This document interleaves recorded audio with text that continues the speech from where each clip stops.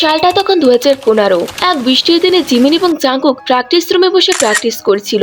কিন্তু তখন জাঙ্কুক সবসময় তার নিজের মতামতকেই বেশি গুরুত্ব দিত, কারো কথা শুনতো না, সবার সাথে ঝগড়া করতো এবং খারাপ ব্যবহার করতো। তাই জিমিন তাকে বুঝাতে গিয়েছিল এসব করা ঠিক নয়। তাই হঠাৎ করেই তাদের মধ্যে ঝগড়া শুরু হয়ে যায়। আর সেদিন তাদের ঝগড়া এত দূরত্ব করায় যে জিমিন রাগ করে বলে, তোমার যা ইচ্ছা তাই করো। এবং এরপর জিমিন স্টুডিও রুম ছেড়ে বাড়ির দিকে চলে যায়।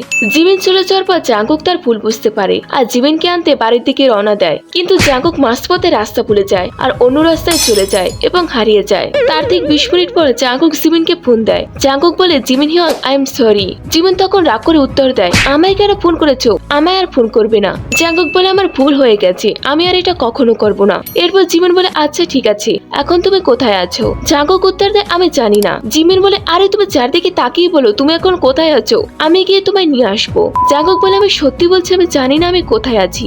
এরপর জাঙ্কুক বলে, দাঁড়াও আমি একটা ট্যাক্সি নিয়ে আসছি। জাঙ্কুক ট্যাক্সি নিয়ে পৌঁছে দেখে জিমিন জাঙ্কুকের অপেক্ষায় বৃষ্টির মধ্যেই দাঁড়িয়ে আছে আর বৃষ্টিতে ভিজছে। জিমিন জাঙ্কুককে দেখার সাথে সাথেই জাঙ্কুককে গিয়ে জোরে ধরে কান্না শুরু করে দেয়। জিমিন বলেছিল সেদিন জাঙ্কুক তার নিজের ভুল বুঝতে পেরেছিল আর প্রচুর কেঁদেছিল।